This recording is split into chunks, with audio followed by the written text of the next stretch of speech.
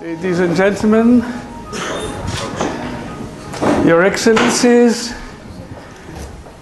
distinguished guests, and soon to be graduated participants, you are most welcome for this 28th graduation ceremony. I would like to pass the floor to my distinguished colleague, Professor Simon Peterman. Professor Peterman is honorary professor at the University of Liège, but he has been recently assigned as member expert of the Parliamentary Committee on the terrorist attacks, and with a special focus on radicalization. Professor Peterman, may I ask you to take the floor and to introduce the guests. So, ladies and gentlemen, tonight we have two outstanding speakers. On my right side, Ambassador François de Kerchove, who is one of my former students in the ULB a long time ago. He's currently ambassador at the permanent representation of Belgium at NATO, to NATO. And on my left side, Mr. Gilles de Kerchove, who is a very important person in the current circumstances. He's the EU Counterterrorism Coordinator at the General Secretariat of the Council of the European Union, and I think since 2007. Mm-hmm. 2007. So I will give the floor at Mr. Gilles de Kerchove.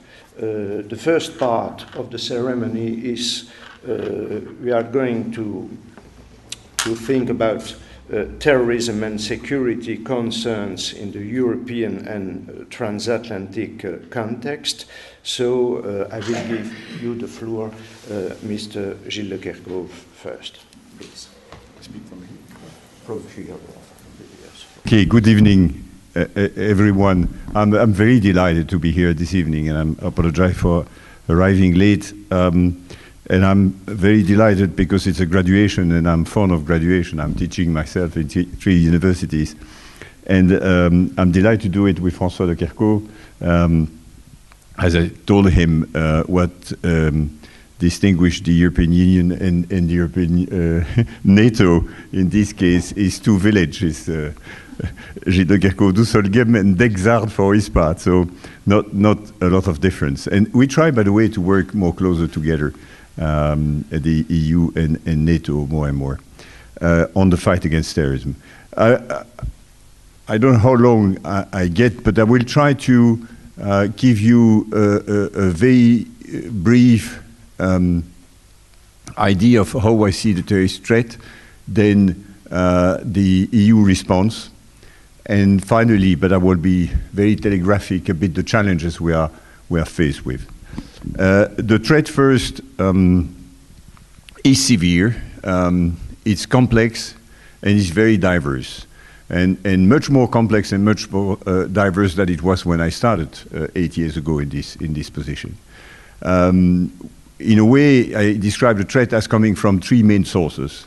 First, we have a not determined number of young Europeans who get radicalized. They have no contact with a terrorist organization. They don't travel abroad.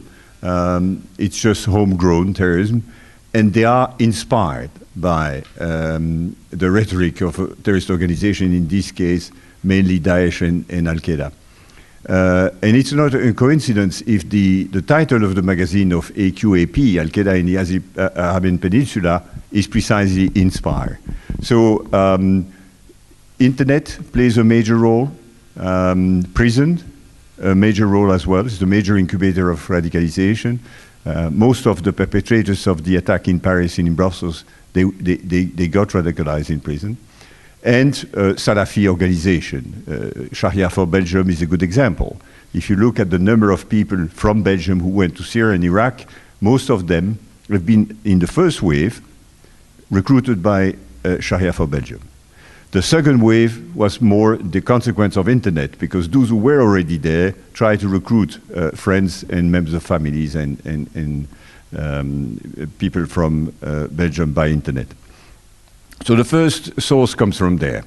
The second one is these so-called foreign terrorist fighters. More than 5,000 Europeans went to join the fight in Syria and Iraq. We have never seen that high number. And why is it a problem? We've seen the return of some of these fighters may create in the attack in Paris and Brussels. When they arrive in Syria, they undertake a military training. They are brainwashed and get an ideological brainwashing. Some of them are sent back and directed to mount attack, and others, when they will get back, inspire other. The veteran is pretty inspiring. And the third source is, of course, the organization themselves, Daesh and Al-Qaeda.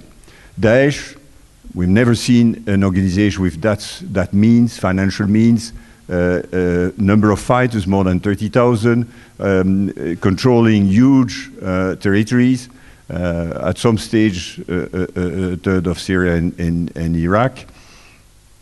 But now the organization is on the defensive.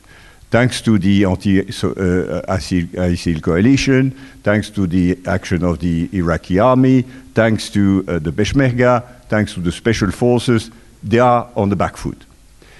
And that may have three consequences. The first is they will want to mount more attack in the West, and especially in Europe. We know there is a unit in Raqqa planning attacks, and they need to do so because this organization has always made successes their brand, and now they are on the defensive. And it's not, again, a coincidence if we've seen in recent months attack in Beirut, in the Sinai, in Turkey, in Paris, in Brussels, in Tunis, and so forth. The second possible consequence is a massive return of our foreign terrorist fighters, earlier than expected and in a higher number than expected. And the third one is a possible move from these fighters from Syria and Iraq to Libya, the senior leadership. We know that some senior leaders of Daesh have moved to Libya, where there are between 3,500 to 5,000 fighters inside Daesh. So that's for Daesh. But we would make a big mistake if we were overlooking Al-Qaeda. Al-Qaeda is not over. They're more silent, but they are still there.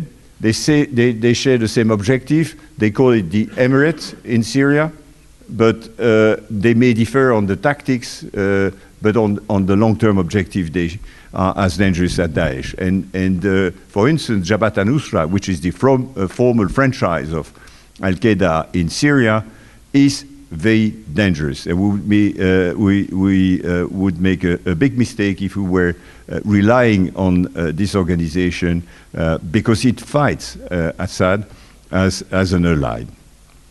These are the main three sources. Just mentioning 4 or 5 amplification factors which may increase the threat. The first one is, unfortunately, the growing number of failing state or failed state or weak state in our direct neighborhood, starting with Libya, but we also have a part of Egypt in the Sinai, Syria, of course, Iraq, Yemen, descent into chaos, and we know that terrorist organizations are fond of failed state because that's where they can regroup, they can rebuild themselves, train, and so forth. If you take South Libya, in a way it neutralized part of the impact of the French Operation Serval in the Sahel. El Mohabitoum et QIM, Al-Qaeda in the Islamic Maghreb, they moved to South Libya and they try to rebuild themselves. The second aspect is at the core of the problem, as I understand it, is the growing tension between either the Shia and the Sunni or between Saudi Arabia and Iran. When you talk to the colleagues in the Gulf, they would say it's not a question of, it's not a fight inside the religion, inside Islam, between the Sunni and Shia. It's more between the Arabs and the Persians. But it is at the core of the problem, because they are fighting each other by proxy. That feeds the fight. And so we need to find a way to diffuse the tension. It's for the colleagues in charge of foreign policy, but to design a sort of architecture to diffuse the tension. We have different models we can build on, but it is very much needed. The third aspect is, in a way, sometimes a bit neglected, but is the role of the ideology. It is difficult to understand the process of radicalization. I wish good luck to our chair in the special inquiry committee of the Belgian Parliament. I've read a lot of papers on the subject, and I came to the conclusions that there are three factors, main factors, which lead someone to get radicalized. You have objective factors, sort of economic, social vulnerabilities, and psychological vulnerabilities. I don't dwell on this. First set of factors, but in themselves, they cannot lead to radicalization. The second one is the ideology. Here, scholars differ as to the exact role of the ideology. You have people like Olivier Roy in France who believe that it only plays a role at the end of the process of radicalization. He called that the Islamization of radicalization.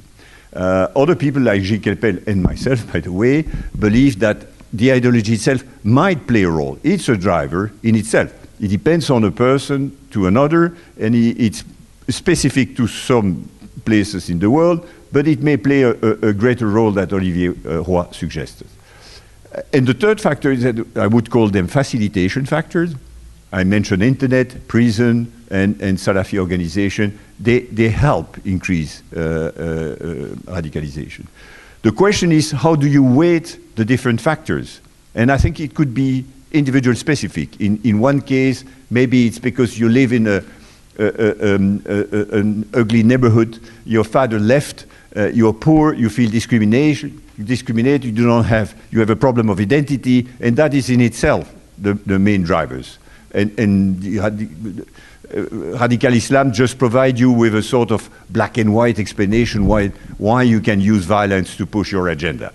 In other cases, you're just attracted. If you look at one of the explanations why we had so many people going to Syria, more than Somalia, Yemen, Afghanistan, it's all the rhetoric about Al-Sham, where the Mahdi will come back on earth, where the final battle against the infidel will take place. All this rhetoric may play a role. Well, so that's the third amplification factor. This very distorted interpretation of Islam is on the rise, and especially in Africa. Fourth factor, some of the countries which went through an Arab Spring, if one wants to say so, had to rebuild their security apparatus because that was the arm of repression. And the consequence is that it takes time to rebuild a security apparatus. If you look at Tunisia, this country, for very good reason, dismantle a bit the security service, and is less well prepared to digest the return of the thousands of its citizens who went to Syria to join Daesh than they were under Ben Ali 5 years ago. And last point is new technologies.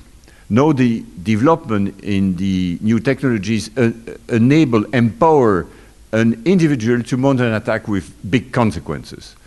Drone. It's quite easy to get access to a drone. Miniaturization. We know that you only need 25 grams of explosive to down a plane. And that's why some of you may remember that you had to show that the battery of an iPad or your laptop was charged 2 years ago when going to the United States. Cyber.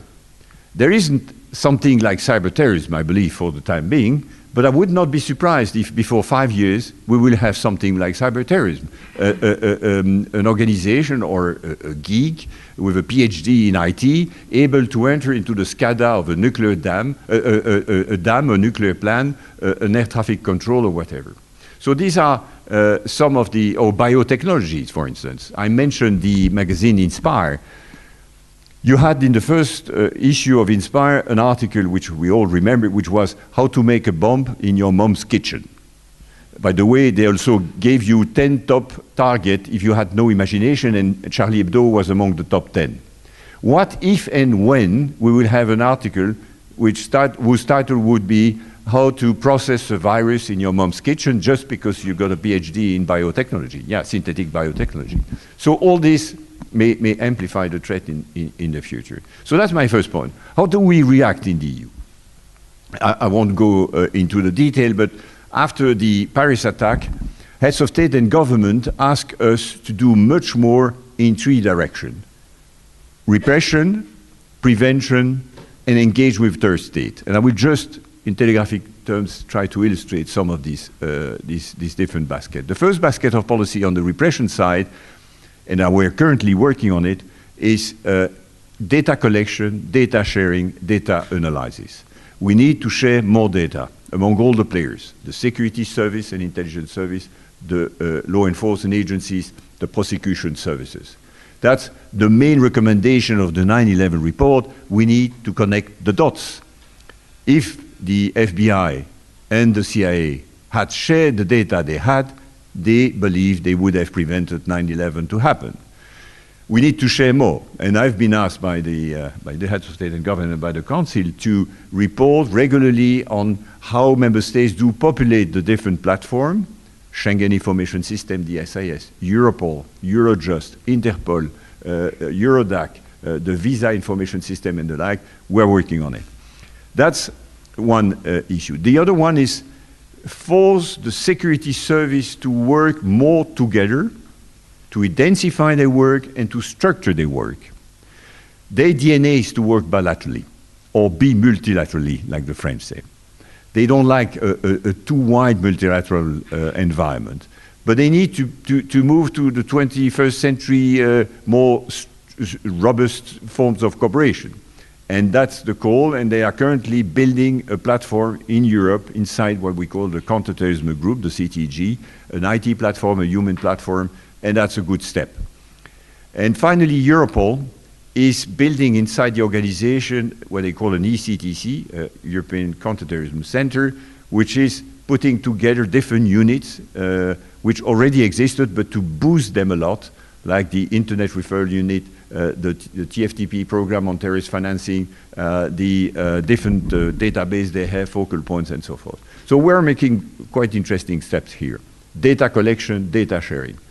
The second one, in trying to collect new data. One success of the current presidency is to secure an agreement with the European Parliament on the so-called PNR file to allow the police to get access to data on passengers. So that's the first set. The second one is border. Very sad that some of the perpetrators of the Brussels and Paris attack managed to sneak in and return from Syria through the migration route.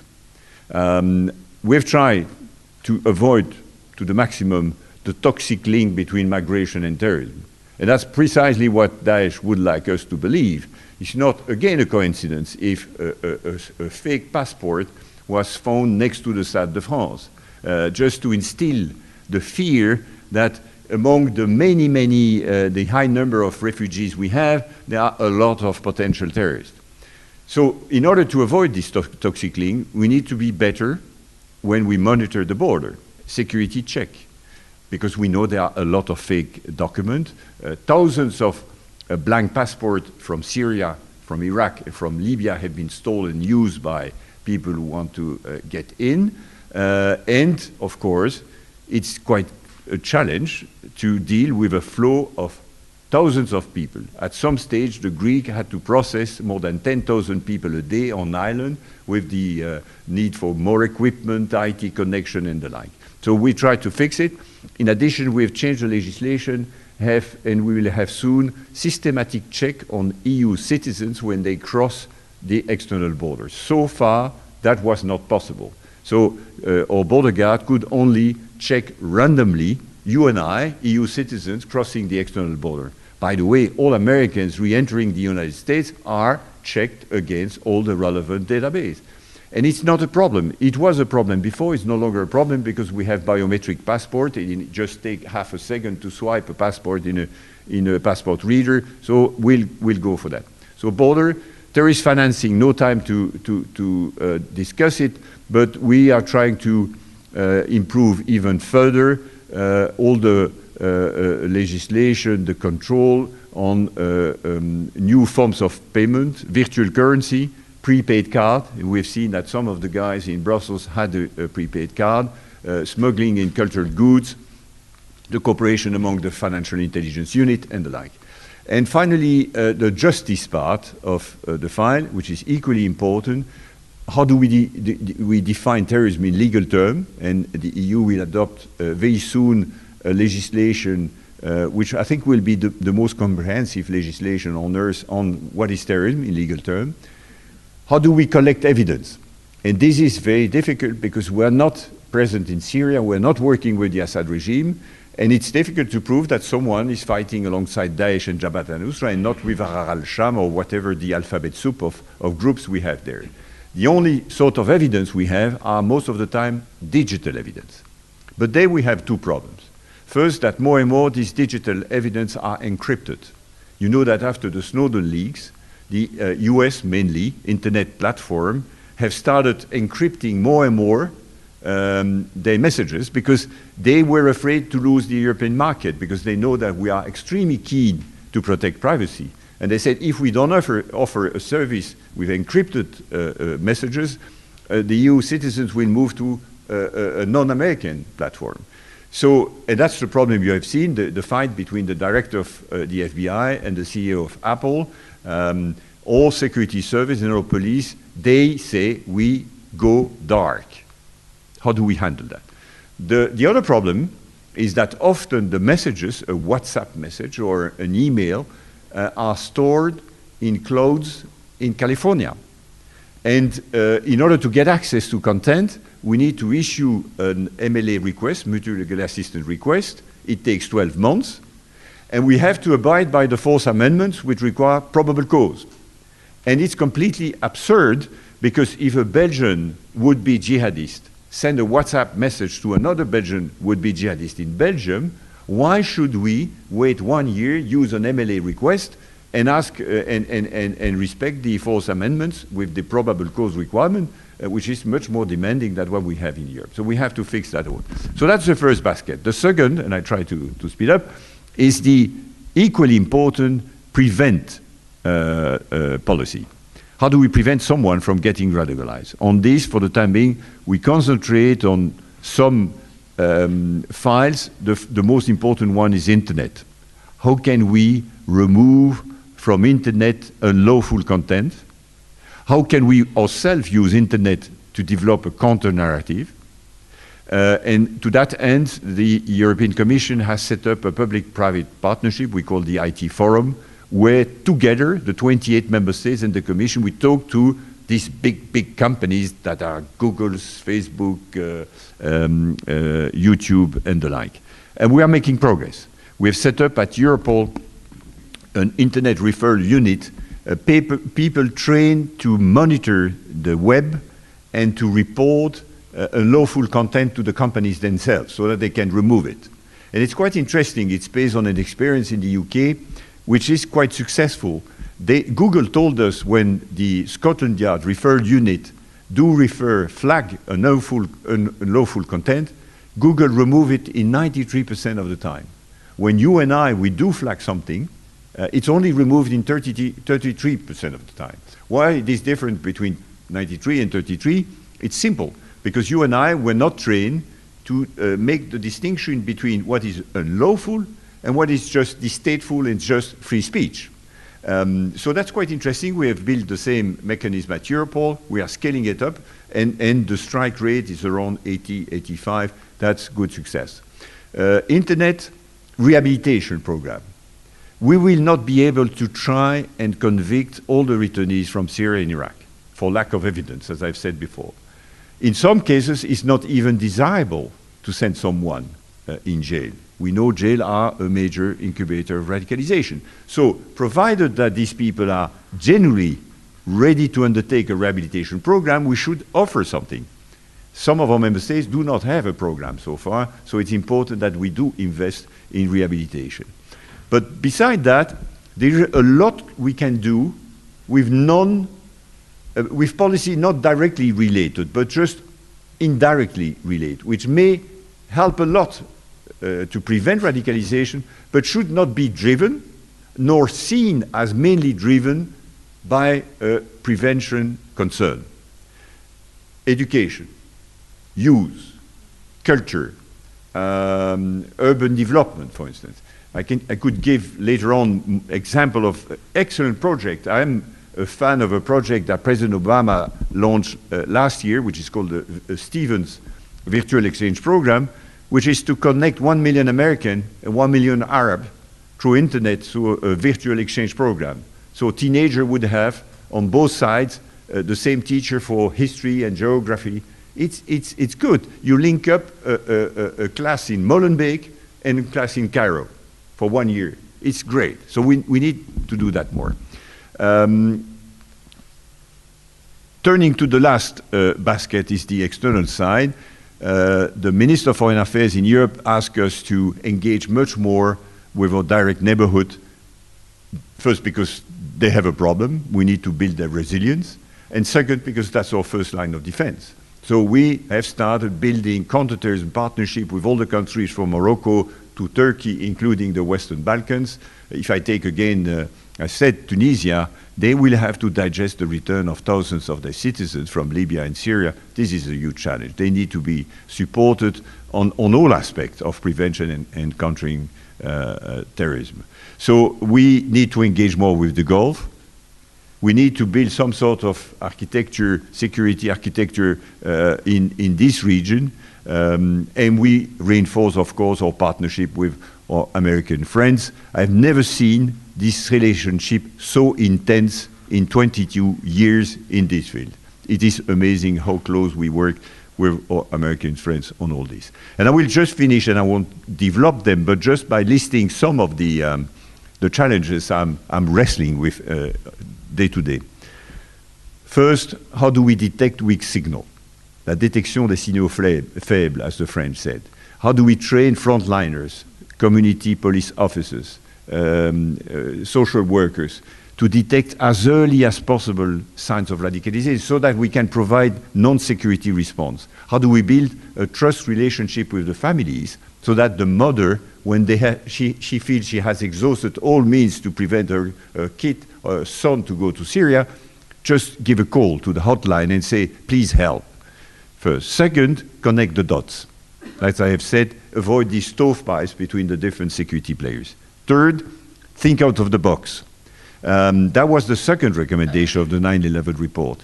We had not thought that planes could be a weapon.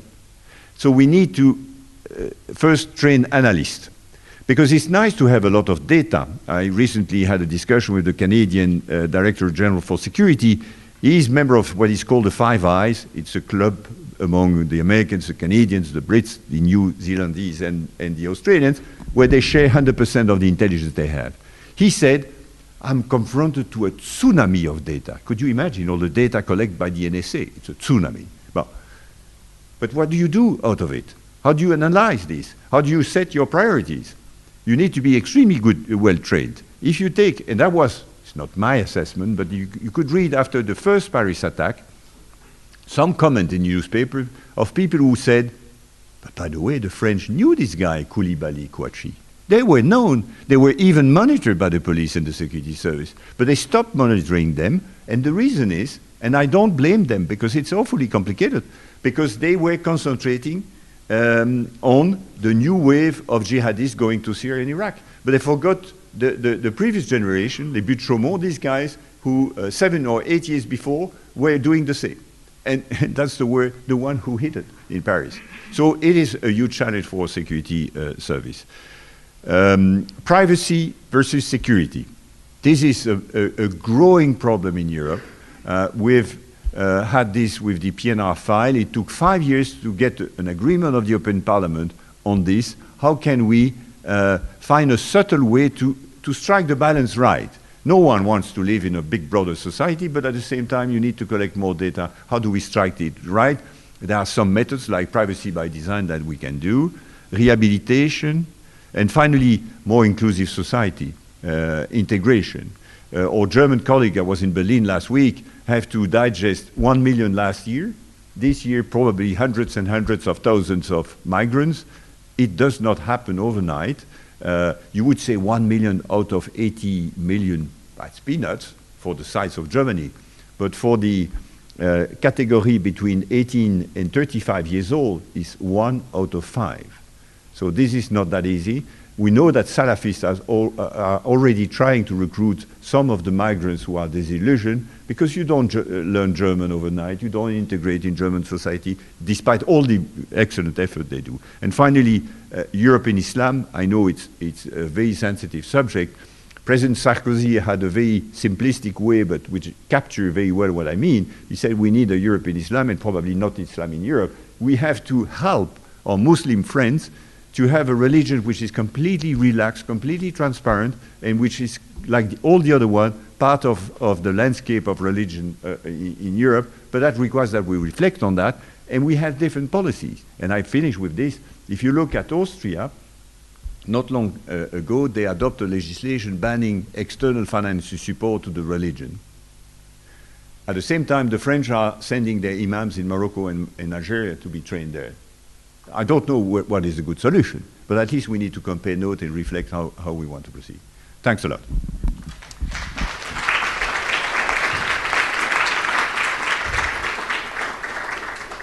Thank you very much, Mr. Gilles de Kerchove, for this global overview of the counterterrorism policy of the EU.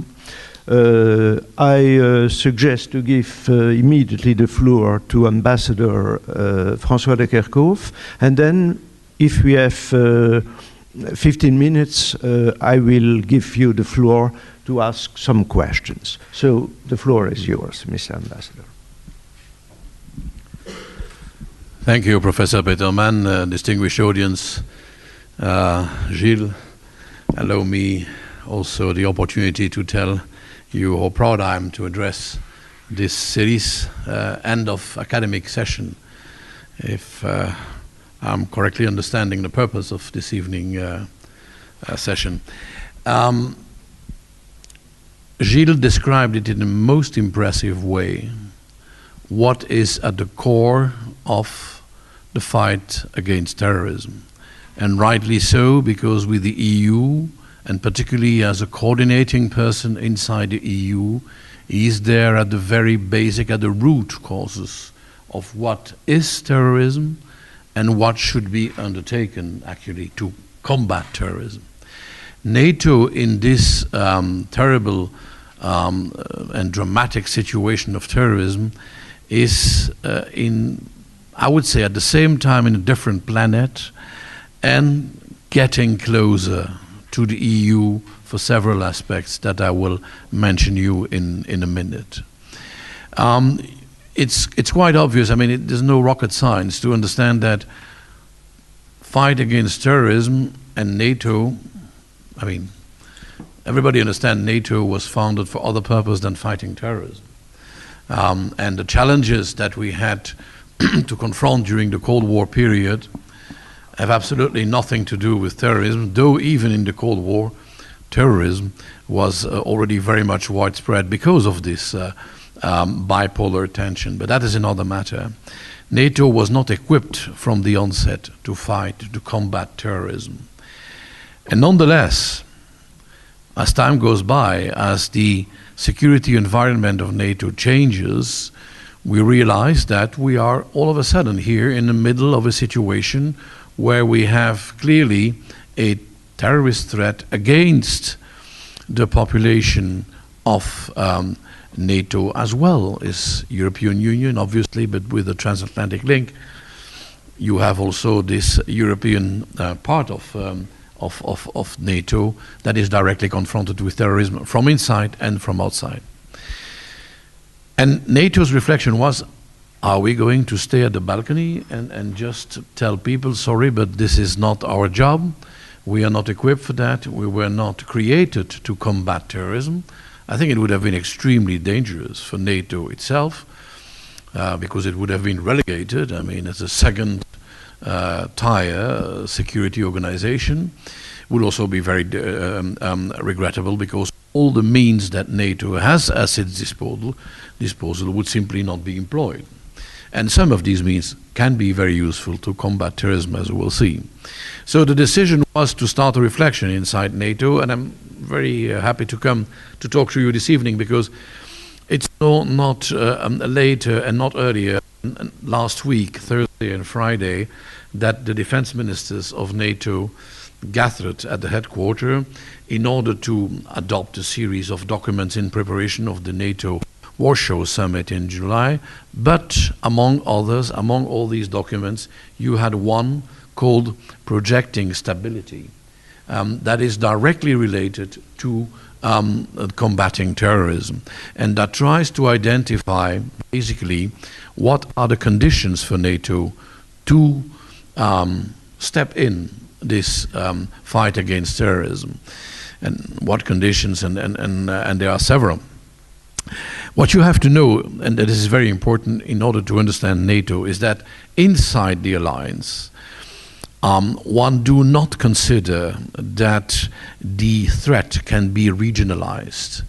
So it is not accepted by NATO allies that, for instance, there would be a threat from the south and a threat from the east. One talks generally about the 360-degree approach to the threat. But nonetheless, and it is obvious, that the threat emanating from the east, namely a very assertive Russia, I mean newly assertive after many, many years of being a partner of NATO at the end of the Cold War, that this sort of threat is very different from the threat you find in the Middle East and North Africa, and that it has little to do with this sort of threat. These are two different worlds. So obviously NATO understood that it was time to refine the approach, hence this document, Projecting Stability. Actually, it's not the first time that NATO acts outside the territory of the alliance. If you remember, we developed the concept of crisis management a little after the end of the Cold War, and NATO was engaged for more than 13 years in Afghanistan, where primarily one of the main mandates was to fight against terrorism already. NATO also interfered in some places, I would say more upstream, with a program that we called Defense Capacity Building. Defense Capacity Building is basically a program by which we, together with some partners in the Middle East and North Africa, we try to reinforce their security and defense sector in order, when crises come, to have these countries better able and better resilient in front of the crisis. Basically, the purpose is to say it's better to send an investment upstream in order to reinforce the country against the sort of threat like terrorism or military instability than to rush thousands and thousands of troops when the crisis arises. So that was already something we knew.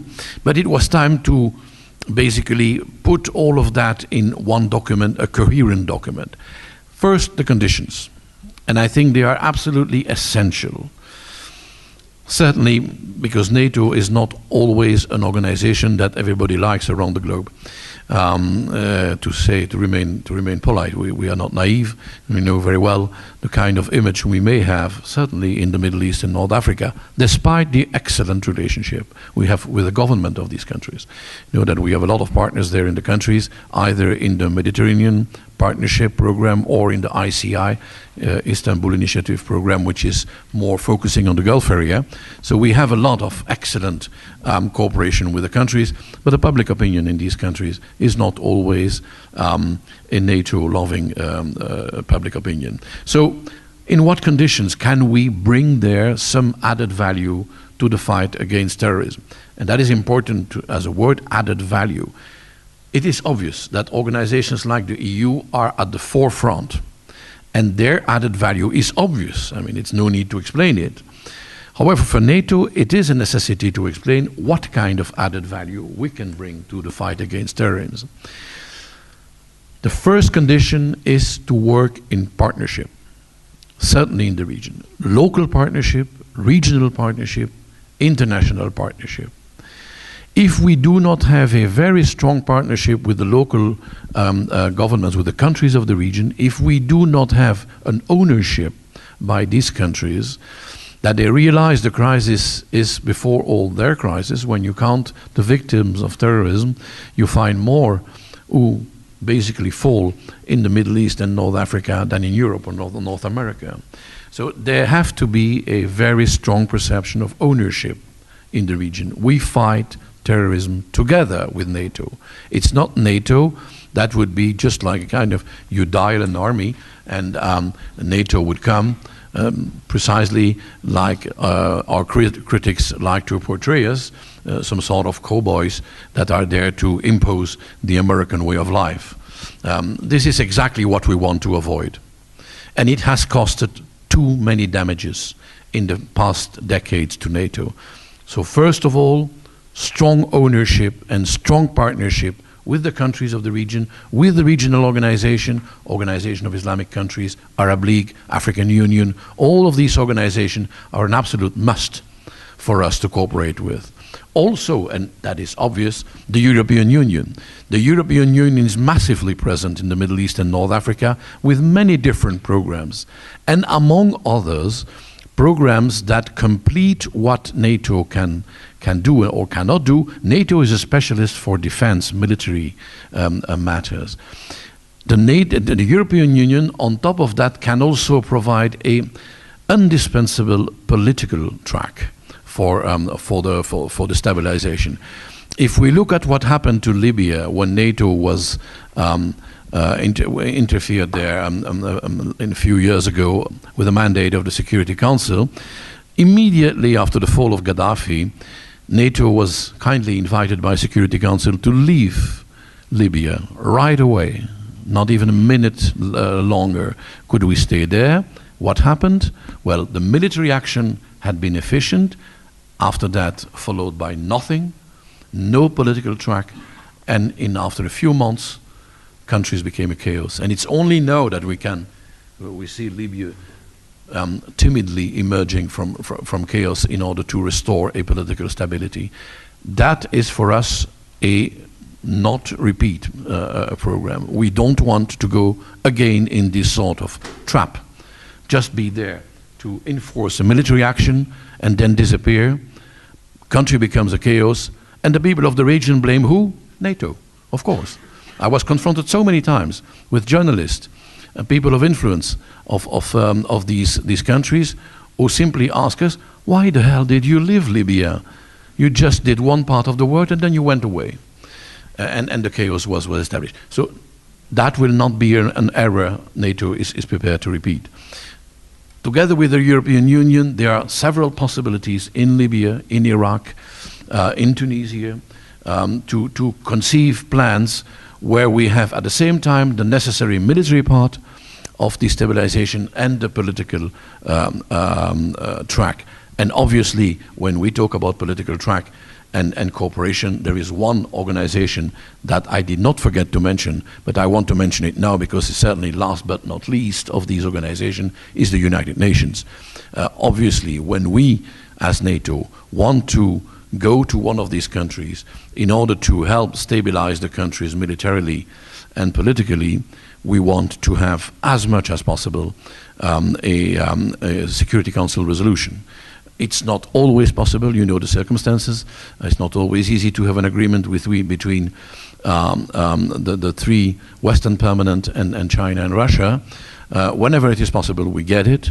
It was possible for Libya, by the way. When negotiations go well, particularly with very useful interference of regional regional political organization, sometimes we can get that sort of legitimacy by the Security Council. So the conditions are definitely we work not together, we work in partnership. Second condition, we concentrate on our niche.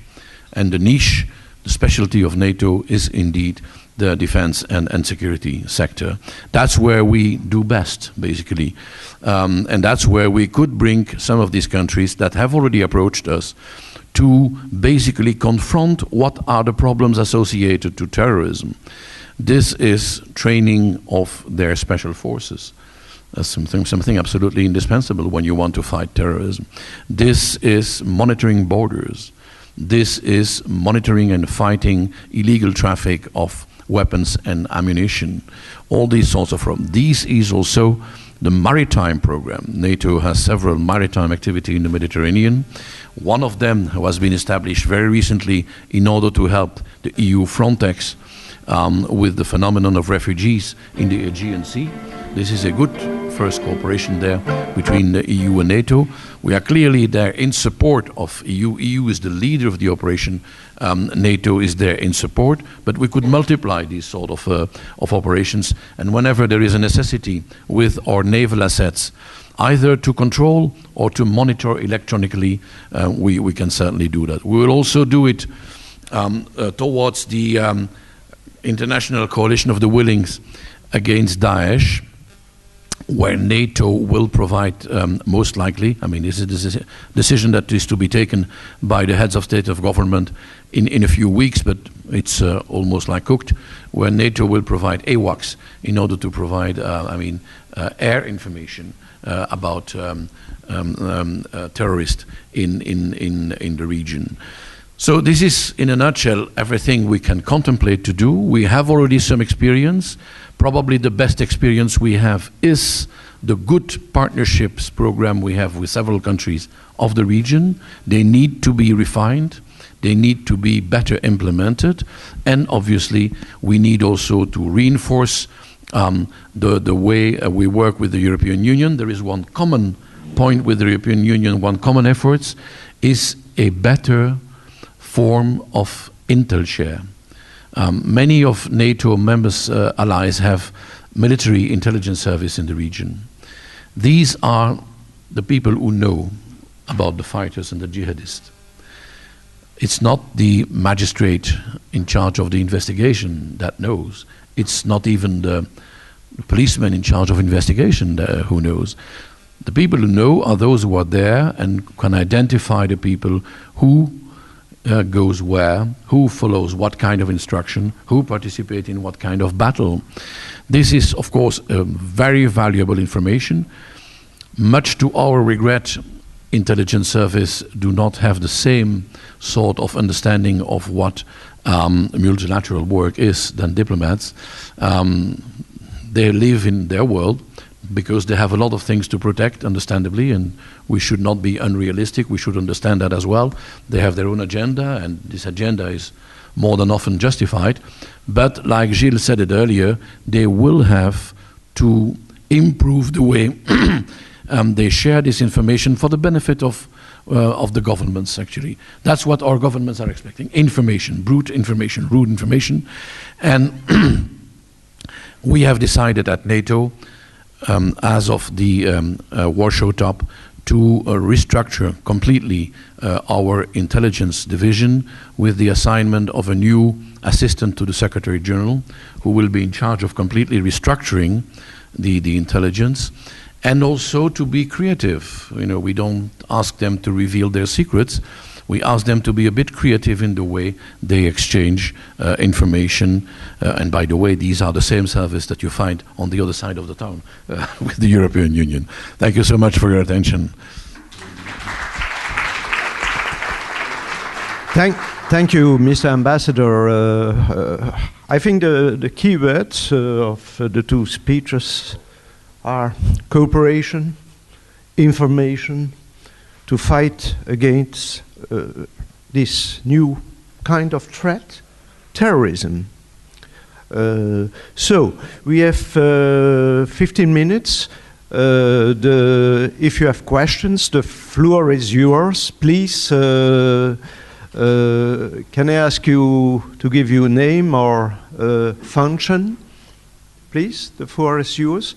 I think there is a microphone. Microphone? Yeah, okay. Please.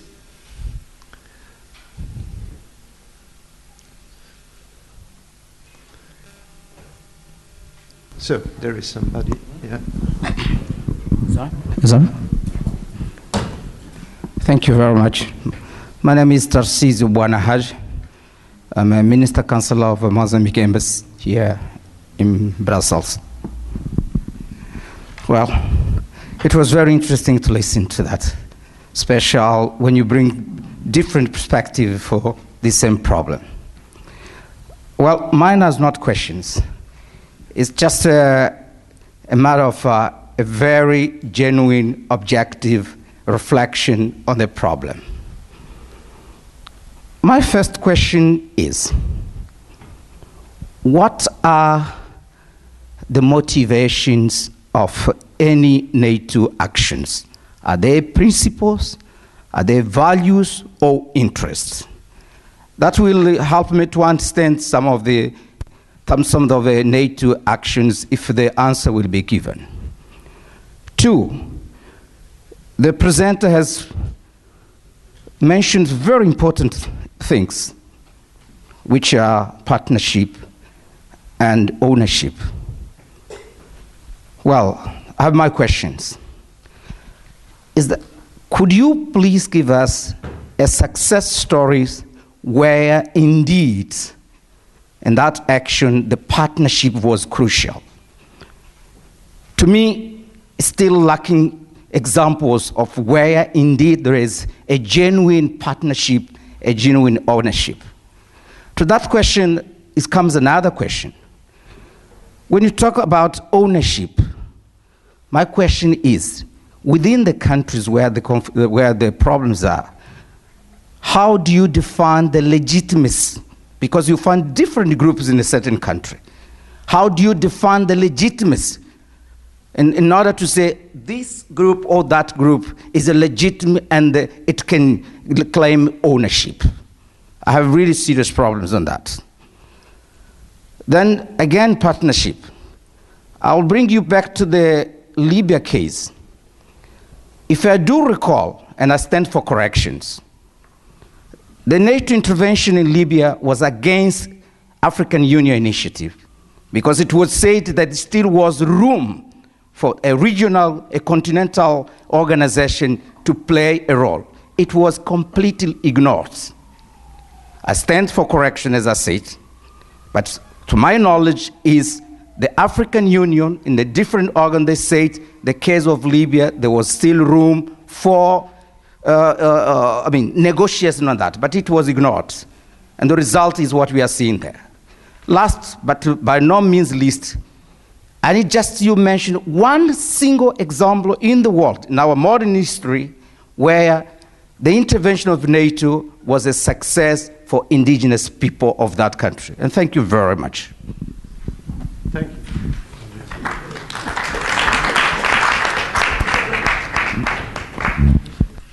When I told you that NATO is a very much liked organization, I think I was damn right. Well, sir, you mentioned several principles issues on which I'll try to be brief because I do not believe that it is exactly the topic of our conversation today.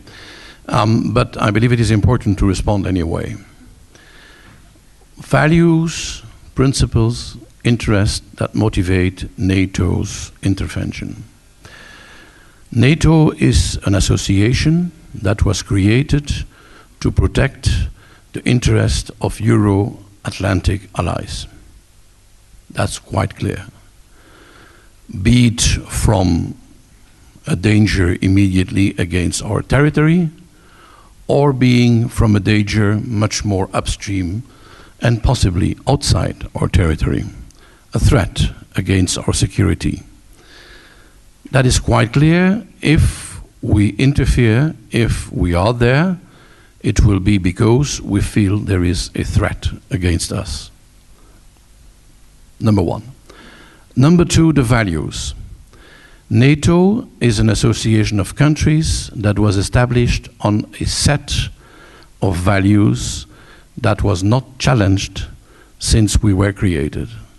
That is democracy, that is freedom of speech, that is freedom of religious belief, that is good governance.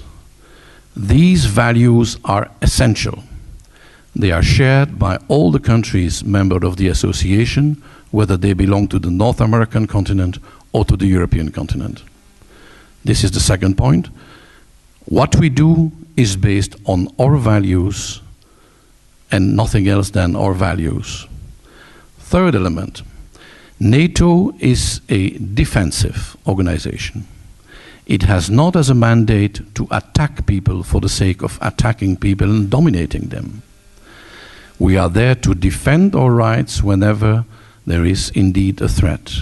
And this defense of our security is based on the fact that the defense, the military means that we put in action are proportionate and are in conformity with international law. This has always been the case since NATO was created. The most important element of conformity with international law, I mentioned it earlier, is the existence of legitimacy created by Security Council of the United Nations. Systematically, since the alliance was created, we have tried by all possible diplomatic means to get that authorization. In most of the cases, it was granted, sometimes after difficult negotiation, sometimes in a more easy way. But every time, NATO has looked for this sort of international legitimacy that is created by the supreme instance in New York. That gives you a broad idea of what sets, values and principles lay behind any intervention of NATO. Second part of your question, more practically, our interventions there. Well, we have had since the end of the Cold War the opportunity to basically interfere in several countries. Most of the time with military means, it is true. But never did we do it without a proper appeal by the government of that country. When you talk about legitimacy inside the country, we do not act if there is no request to NATO to come and interfere. We have already received several requests from several countries in North Africa and in the Middle East to go there now. We do not do it because we do not perceive that there is already a maturity in the political development there in the crisis that bring up front a group, a political group that represents the most legitimized fraction of the population.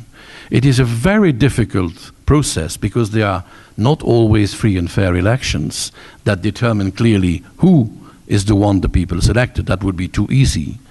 We have to try to determine it while checking the political development.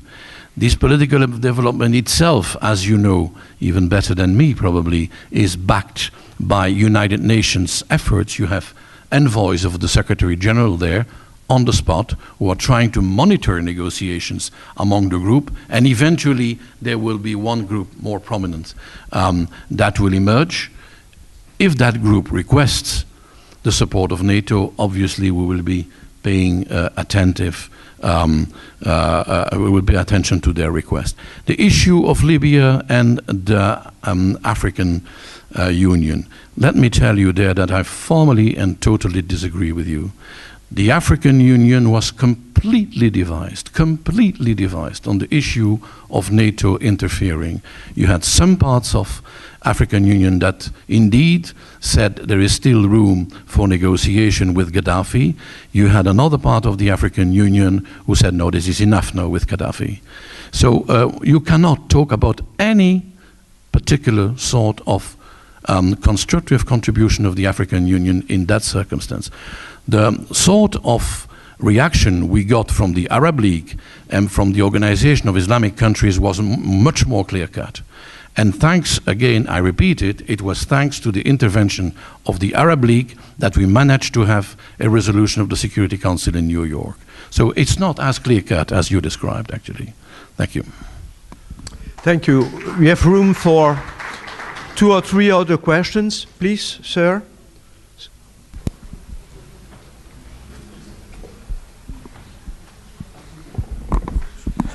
My name is Eldar Latipov. I'm an energy analyst. I have a question for you, Mr. Gilles. What do you think? How do you think the potential visa-free regime deal with EU and Turkey will affect the terrorist activity inside the EU? The future potential deal with Turkey on visa-free regime. How will it? What is the possible effects on the terrorist activity inside of the European Union? Thank you very much.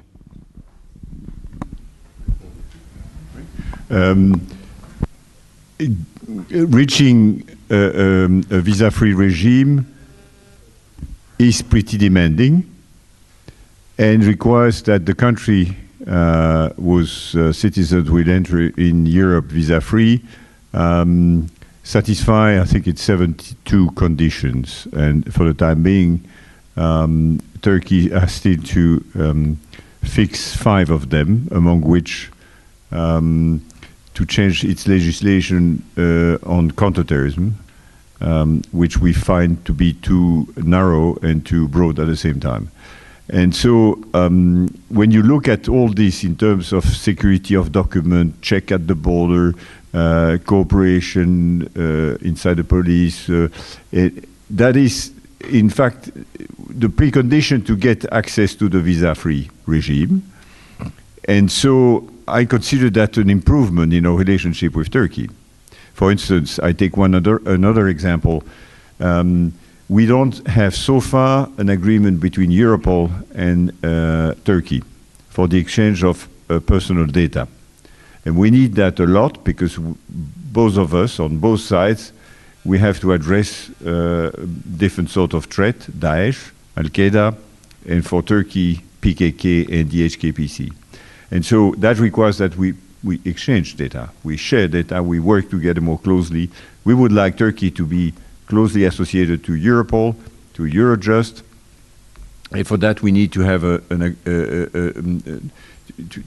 to check whether the way the Turks are protecting personal data match our standards and our requirements. And so, in a way, it's a bit the same process as for accession. It's to upgrade your different legislation, mechanism, administration, and response. And so the impact is positive in a way. People fear that we would get, and I don't suspect, and I don't anticipate a major flow of Turks entering the EU. There is no reason. So I would see that positively. So we have another question. Yes, sir. Good evening. Serge Stroubans, Institute for Economics and Peace. And first of all, congratulations to all the graduates tonight. I have a question for both organizations. For the EU radicalization, this week Chatham House produced a paper on radicalization, and they describe it as an evolution from criminal violence to political violence, and the fraction of the fraction of the fraction of Islam that is, I would say, pervert ideology, this fraction, the Salafismo, not Islam at all, is legitimizing this violent radicalization. But radicalization is not an ideological process. I would like to have maybe your ideas about this. And to NATO, the Global Terrorism Index shows that to end the activities of a terrorist group, in only 7% of all these groups are ended by the intervention of the military.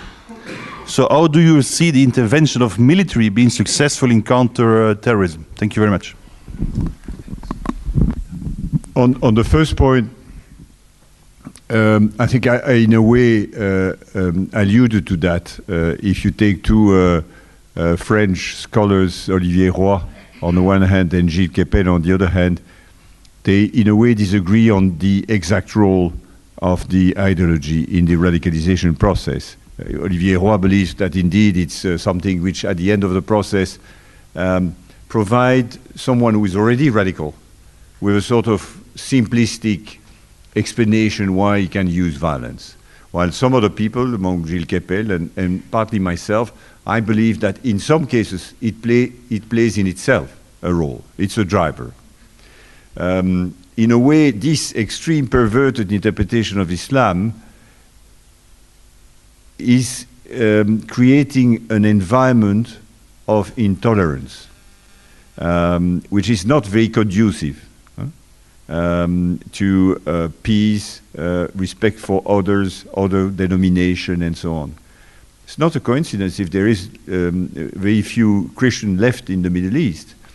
And one of my concerns is if you see what is happening in Africa, more and more traditional Sufi Malikite Islam is replaced by a very conservative one on the Muslim side, and on the Christian side, I would say old Protestant or Catholic brand of Christianity are more and more pushed by neo-evangelists coming from the United States. And on both sides, it makes the relation more difficult. If you look at the landscape of Africa, a country like Mauritania in less than 20 years changed completely. I remember a dinner I had in Nouakchott with the mayor of Nouakchott who said, my country is now very boring, very sad. There is no music anymore. It's only the black who prevails. Women have to dress with a sort of burqa. You can not find a beer in the cafe and so on. We were not like this before. And I remember, and it's just anecdote, I do agree, but a meeting that the previous High Representative organized in Brussels with the women from the Sahel. Lawyers, doctors, ministers, and so on. At the end of the day, they said, anything else you want to say? And many of them said, please deliver us from Salafism or Wahhabism. This is not our tradition. And I don't suggest, and I'm the last one to suggest, that there is a sort of automatic steps which lead to terrorism. But my point is more, is it the environment with the most, this sort of perverted interpretation, the most conducive to tolerance, to respect each other, to accept differences, and so on? We have to ask the question. Travel in Africa. Oh, I'm sure you have, but it is quite telling. As to your second point, yes, of course, military response is only part of the response. But with organizations like Daesh, I'm afraid you need a military response. When I've been appointed for the first years of my position, I've deliberately decided not to speak to the military, not to visit the Pentagon, because I did not share at the time the global war on terror approach of President Bush, which was not at all the EU approach. It was a judicial approach based on the rule of law, and not secret flights, CIA flights, torture and the like, waterboarding. So we challenged that approach, and we were very delighted to see President Obama switching the paradigm and try to get back to the old American approach, which is the EU approach. So yes, the military response is not not only the only one, but not our favorite one. But when you are confronted to an organization like Daesh, I'm afraid you need to mobilize a robust response. And military strike, people say airstrike does not, you will need boots on the ground. If not, you need a robust response as well in this case, because otherwise you will never come to an end. But we all agree that you will not achieve any result in Syria outside the political process. That's why the EU supports so much the political track. It's even more, and I'll finish with that, it's even more relevant because what is Daesh? Daesh is a combination of a group of very dangerous jihadists, a former officer of the army of Saddam Hussein, extremely pissed off that they've been sacked when Bremer dissolved the Iraqi army, and the support of the Sunni tribes, because they prefer, in the end, to support Daesh than to be badly treated by a Shia militia. And so what we try to do is to encourage al-Abadi, the current Prime Minister of Iraq, to be more inclusive in this policy, to find a way to support and to do anything necessary to bring the Sunni back and they feel part of the Iraqi society. So this is not a military response, it's a political response. And so we try to encourage this political response as well. Thank you. A last question. If there is no last question, then I will thank the two speakers. I think it was very interesting, especially for the students of CERIS. Now we are going to the program. The second part is the graduation ceremony and the conferment of diplomas. Thank you so much for your attention.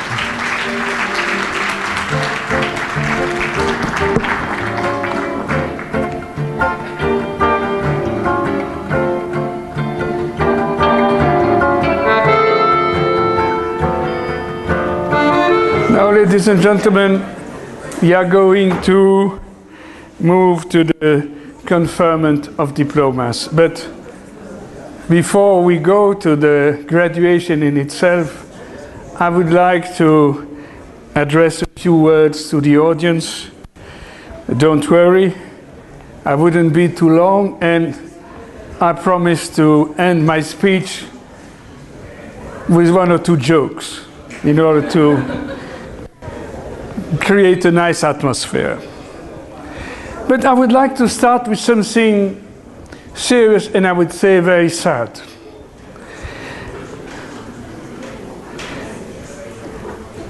I must say I'm heartbroken to inform you that one of our distinguished colleagues, Professor David Travers, died last Saturday, 21st May. I met Professor Travers in 2001. We were looking for an expert on UN peacekeeping, conflict prevention, and conflict resolution. I called him and he immediately agreed to come to Belgium.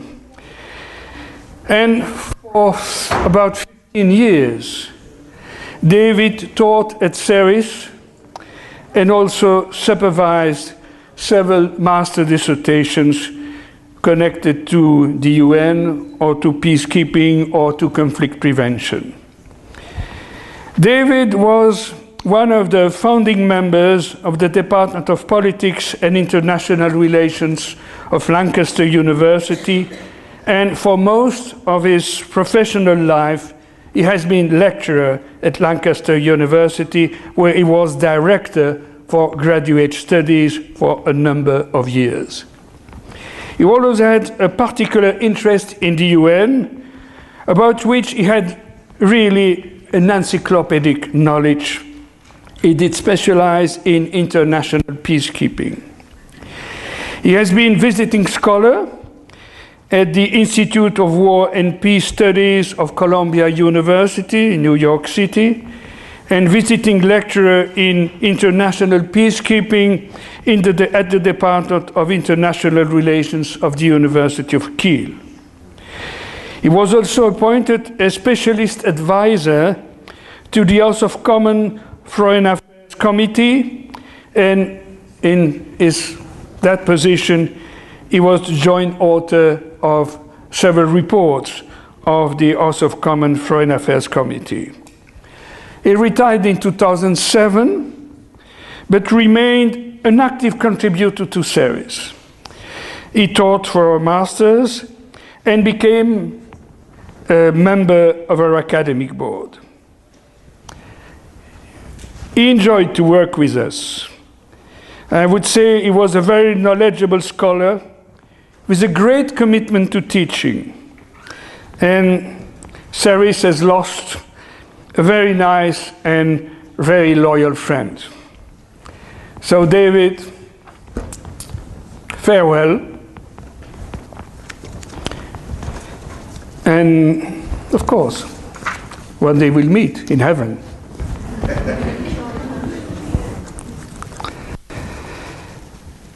Well, I believe, ladies and gentlemen, that we have had an outstanding academic year. The year that we are completing now, we were celebrating the 30th anniversary of CERIS, but we have had a very remarkable academic year. First of all, in terms of participants of great quality. Diplomats officials, corporate executives, even ambassadors,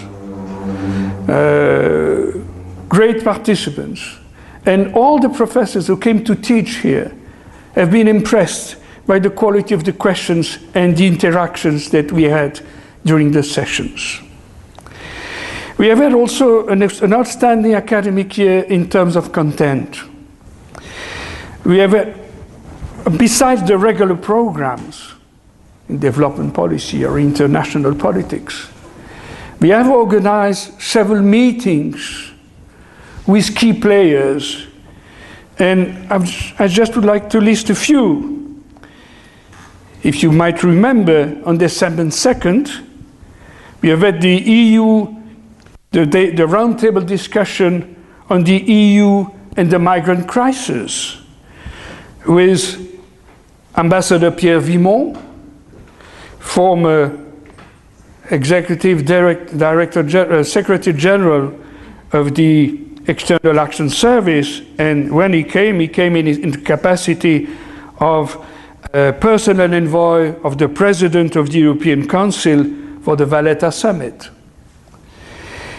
The other speakers were Ambassador Rüdiger Liederking, the Ambassador of Germany. We had also a representative of the African Union and a representative of the permanent representation of Slovenia to the EU. Then we have had in January, February, the so-called Open Days on European integration, with again big speakers such as Mr. Rigibaud, Professor Jacques Rupnik, an excellent debate, ambassadorial discussion that was shared by Ambassador Reinhard Betzüge with the French ambassador and the German ambassador about the future of the EU. We also had a debate on the Brexit with Mr. John Wiles, and other sessions with Colin Cicluna. By the way, Colin Cicluna, a former CERIS graduate, who is now a member of the private office of Commissioner Hahn, the ambassador for enlargement, the Commissioner for Enlargement. Later on, two other big ambassadorial debates, the debate on Latin America in the global and bi-regional context, that was shared by Professor Lawrence Whitehead from Oxford University, and we had the pleasure to welcome high-ranked diplomats for this very interesting meeting, and also Mr. Jean-Arthur Rigibaud, the Director General for Multilateral Affairs at the Belgian Foreign Ministry. And recently, 2 weeks ago, the last roundtable discussion on sub-Saharan Africa in the regional context, and that was chaired by Professor Christopher Clapham from Cambridge University. And we had the pleasure to have around the same table Ambassador Chanaka from Ethiopia, Ambassador Brandeo from the African Union, the Chargé d'Affaires of Nigeria, Mr. Suleiman Umar, one of our former participants, who will graduate tonight, and also Mr. No, there was no one. No, we had someone from the ACP Secretariat, a former officer, Mr. Kasai Berane. And in a few weeks, in early June, we are going to organize another session, a 3-day seminar on strategic negotiation that will be organized with Guy-Olivier Faure. Guy-Olivier Faure, you know, is now retired, but he has been professor at Sorbonne, but also visiting professor at Harvard University. He has written extensively on negotiation and on the cultural dimensions of negotiation. He has written alone or with William Zartman from Johns Hopkins University about 19 books on negotiation. But he has also huge practical experience. of negotiations. He's not only an academic who is writing books, he has also a huge experience on negotiation, and that including probably one of the most difficult negotiations related to the release of hostages. So he's teaching about negotiation. He has written, he has practical experience of negotiation, and he's also organizing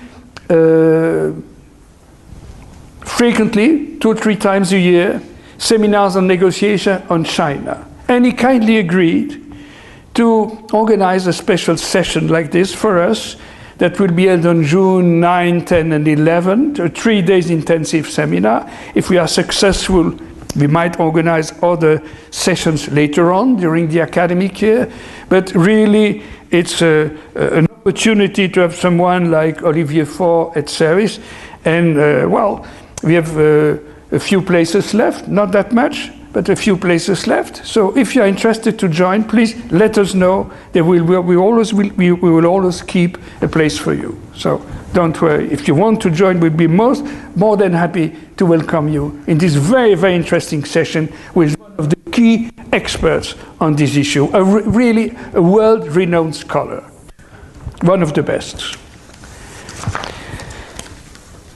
And that is it, ladies and gentlemen.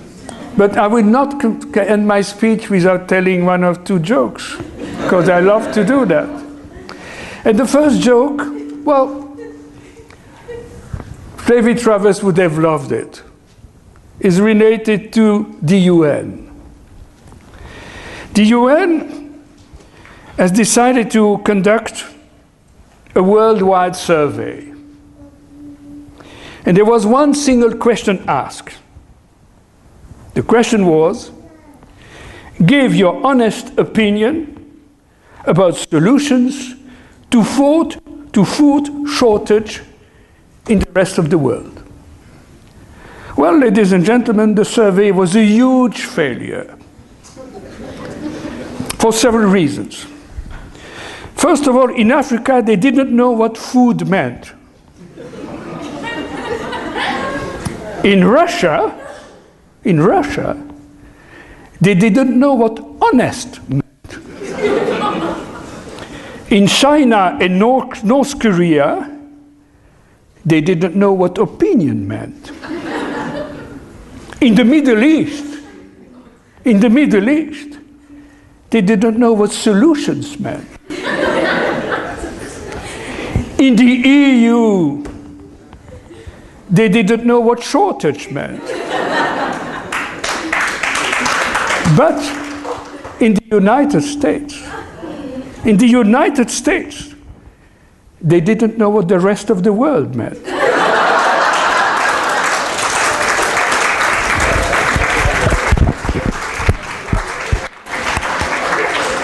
now the final one.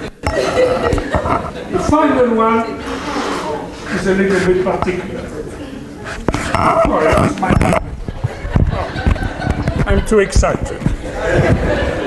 So the final one, ladies and gentlemen, is about Bill Clinton, the Pope, and Virgin Mary.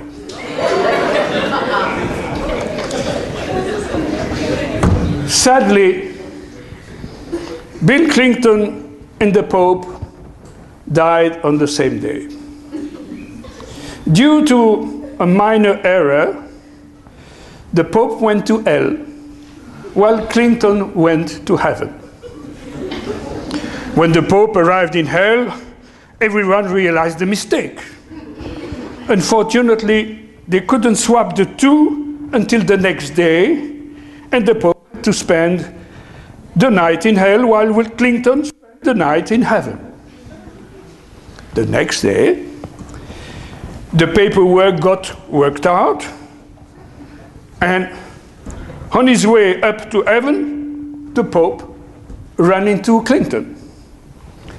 Clinton asked the Pope, how was your night in hell? Well, very educational, responded the Pope. I've learned a lot from experience, But no, I'm glad I'm going to heaven. I've been waiting all my life to meet the Virgin Mary.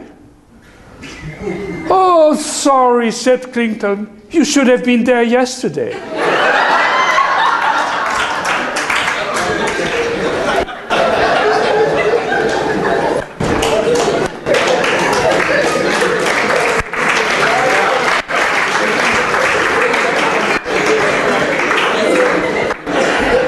And now, ladies and gentlemen, it's time to be serious and move to the hardcore of this celebration. Let's move to the proclamation, to the graduation in itself, and I will ask my distinguished colleagues, Professor Dormoy, Professor Fouquet, Professor Peterman, and Professor Yakacikli, and of course, Madame Carolero, to join me for the announcement of the results. So I will ask the candidates, of course, when I will proclaim the name, to come and pick up your diploma. Ça, c'est pour Monsieur Miroir. Parce qu'en fait, il faut faire les photos après. On fait comment? Donc moi, je me mets comme ça. Et vous donnez... les autres professeurs.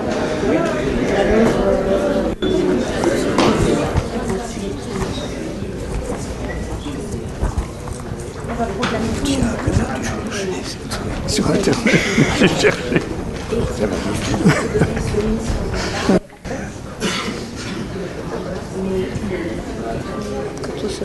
All right, ladies and gentlemen, we start with the Executive Master in International Politics.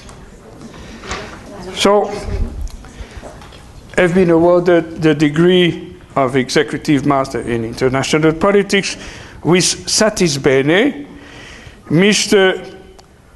Ugochukwu Onyama and Madame Winnie Fitriansi. No.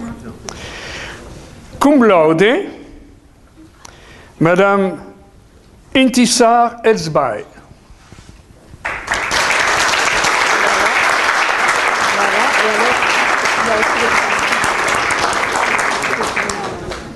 Congratulations, Madame.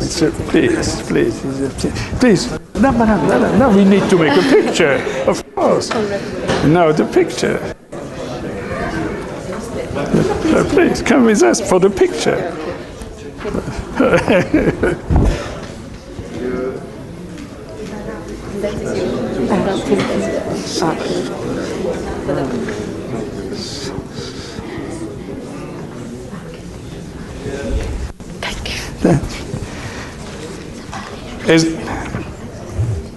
Kuma Executive Master in International Politics, cum laude, Mr. Ashraf Kabirov.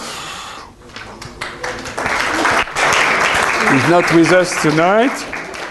Mr. Petar Karaivanov is there. I met him.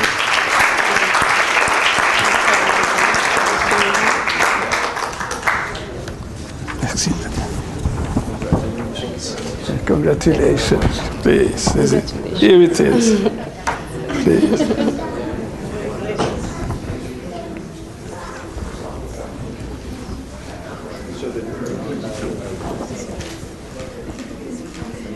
Thank you. Thank you. Cum laude, a young lady was there last year and who came from far away to collect her diploma, Mr. Ji-Hoon Park.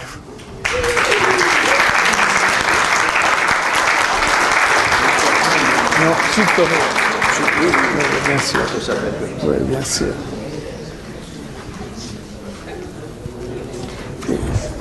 Congratulations, Madame Park, please. Congratulations. Here's your diploma, please. Congratulations.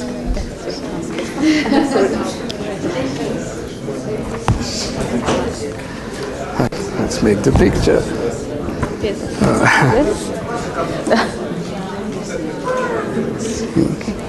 Congratulations. Executive Master in International Politics with magna cum laude. Mr. Yakacikli Abraha. Mr. Joseph Blazar. Mr. Pablo Bustos. Monsieur Hubert Droulet.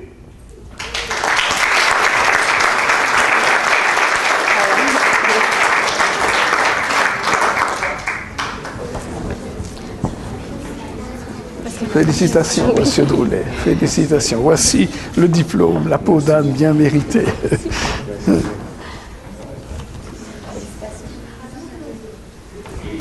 Attendez, on va faire une photo pour la postérité.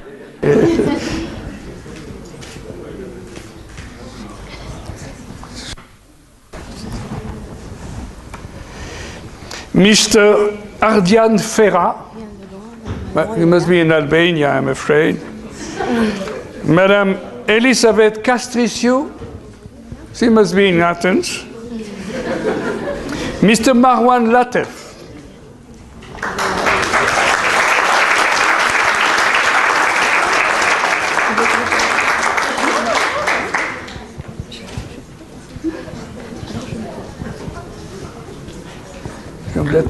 Congratulations, Mr. Latef. Congratulations. Here is your diploma. Please. Est à l'ambassade de Libye à Bruxelles.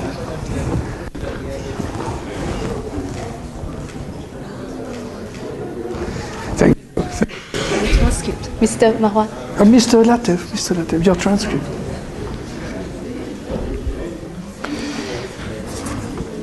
Mr. Ilyan Nikolov, Madame Stasa Novak,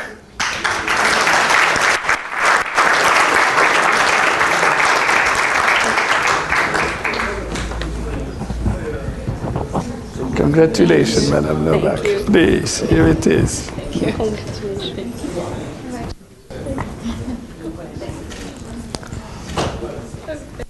Yes, of course. So, it was a big surprise to me to realize that some of our online students took the trouble to come to Brussels for the graduation. So I'm very happy to welcome Mr. Denis Roskop, who came from Estonia.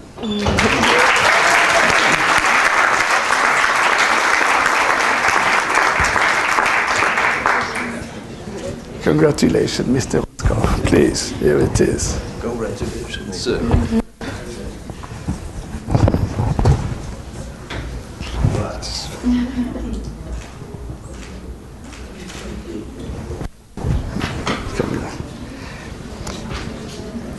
Mr. Manoucher Chouyev.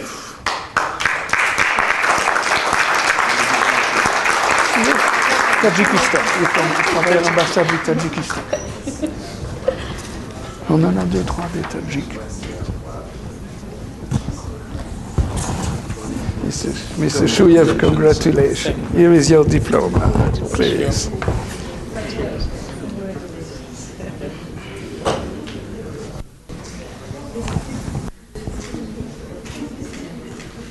Thank you. Congratulations. Thank you, Professor.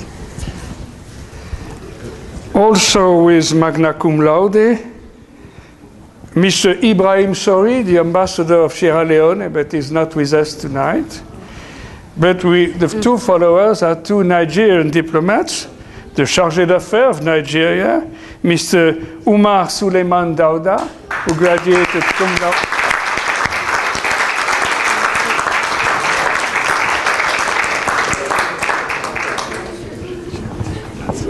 Congratulations, Mr. Umar. It's a pleasure. Here is your diploma. Thank you.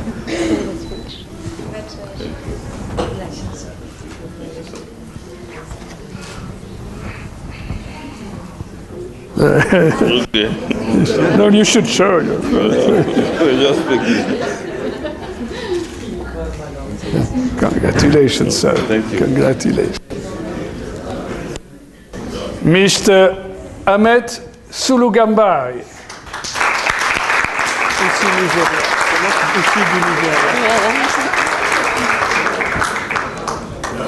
Congratulations, Mr. Gambari. Please, here it is.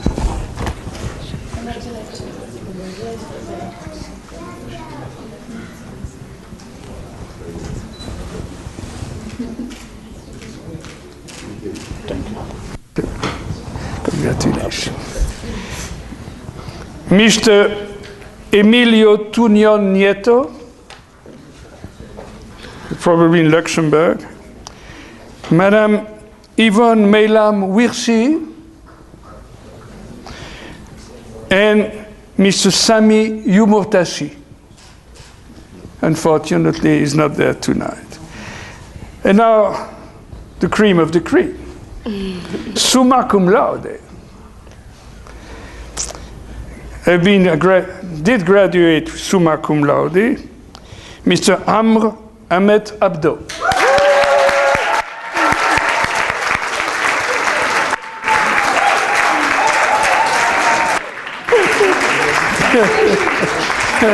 You're very popular. So here is your diploma. Don't run away. Please.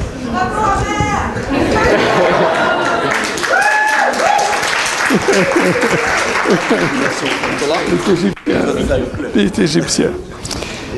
Oui. Mr. Claudio Dinis Mate.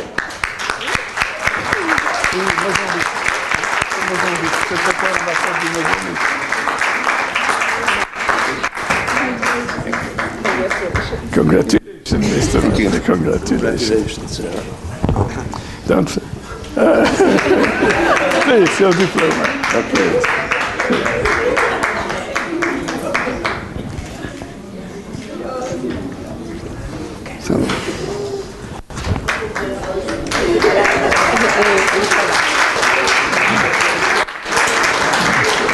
And the final one, you see, CERIS is really a remarkable place to be. You know, you have ambassadors, high-ranked diplomats, and even MPs. The next graduate is he's not there tonight, he's a Canadian MP, is Mr. Yen Rankin, and, well, he's member of the Parliamentary Legislative Assembly of the state of Nova Scotia in Canada. He's in touch with us, but it couldn't come tonight. So someone will pick up the diploma later on. And now we move to the second diploma, second executive master in governance and development policy. Satis bene, Mr. Raoul Dolin Jounan, but he's back in Cameroon, I believe. Miss Cum Laude, Miss Gazelle Angu, she's not there tonight, but I've seen the other one, the others. Miss Anan Alwarit.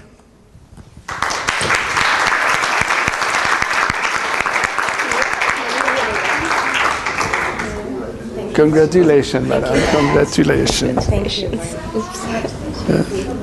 C'est vous qui devez le donner. Hein? C'est vous qui Bon, devez c'est pas le grave. donner. Pas grave. Please. Congratulations. Thank you. Mr. also cum laude, Mr. Evaristus Bache, but he's an online student, he must be in Nigeria. Miss Ojon Besame Kolate Eno. Miss Petrina Enobai.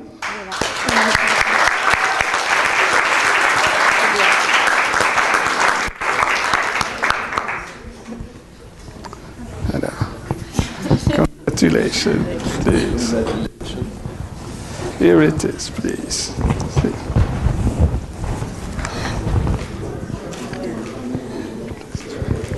Congratulations. Mr. Abimbola Ijiemi. C'est son frère, c'est son frère. His brother is coming to collect his diploma. So tell our friend, our brother, that you are very happy to. So, please, here it is. Next, well, we make a picture, of course. You'll send it to your. No, please, don't move. You'll send it to your brother. Thank you. It's okay. So, congratulations. And the final one. No, not the final one. No, I'm sorry. Magna cum laude, Miss Bernice Alija. Congratulations, madame.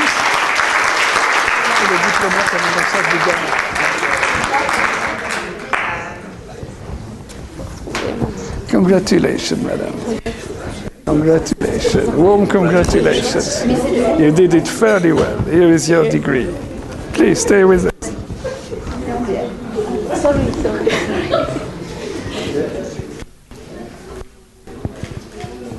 Congratulations.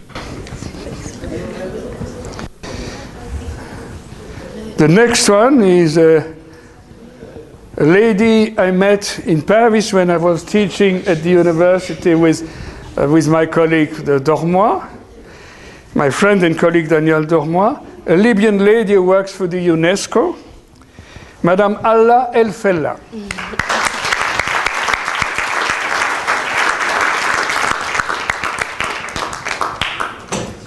Congratulations, madam, please.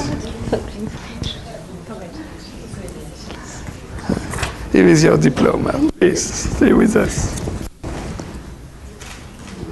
Congratulations.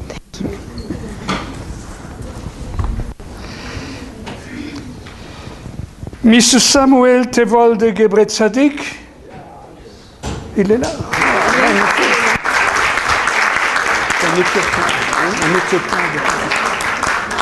Monsieur Miroir. Oui, merci. Congratulations. So it's a pleasure to meet with you. Here is your diploma, sir. Please. Thank you. Thank you. Thank you so much. Non? Il n'y a pas de magna cum de... Si. Les sous-marques, il n'y a pas? Non, il n'y a pas de sous. Miss Bernd Alschka. Il n'est pas là. Miss Vanessa Kabuta.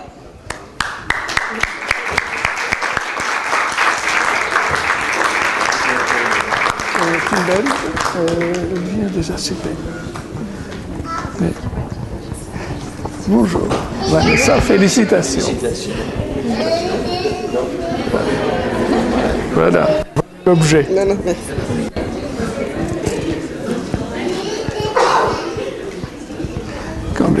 Félicitations.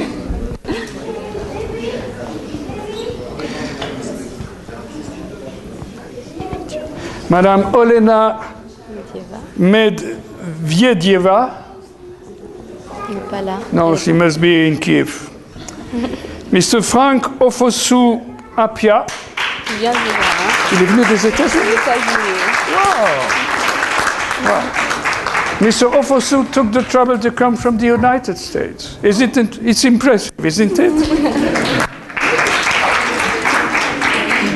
Congratulations, sir. It's a real pleasure. Congratulations, sir.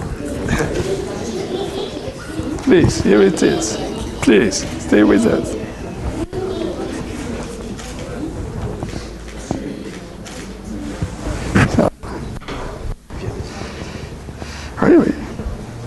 Miss Anguin Ferron.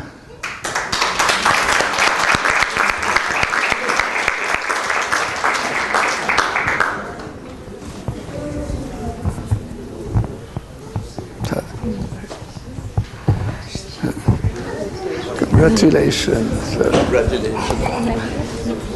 This is the diploma. Please, with us.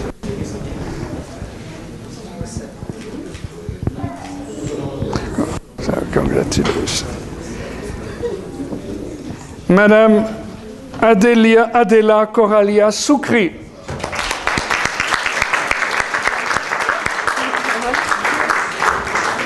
Et les Roumaines. Les Roumaines, elles travaillent à la commission.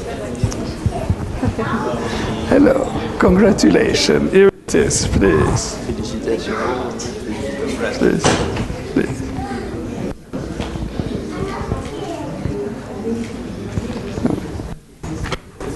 And the very last one.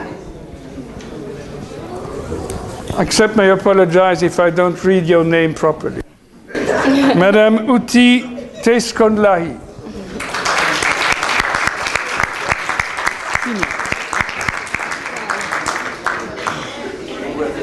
Congratulations. Please, here it is.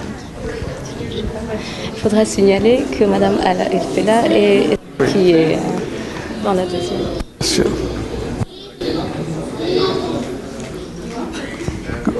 Congratulations. Now it's almost finished, but not totally. We have to pass to another important moment, another tradition at CERIS. We used to ask we call it in French, major de promotion, the first of the promotion, to address a speech to the class. So I have a note somewhere, but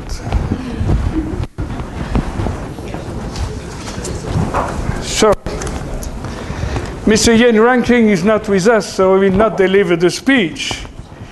But we have 3 speakers tonight.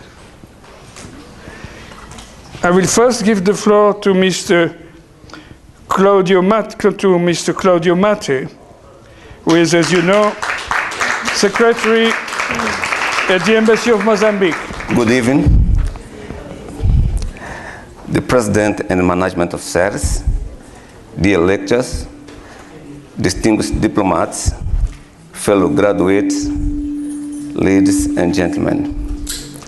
I have a single pleasure to underscore a few points on behalf of our graduating class on this August occasion.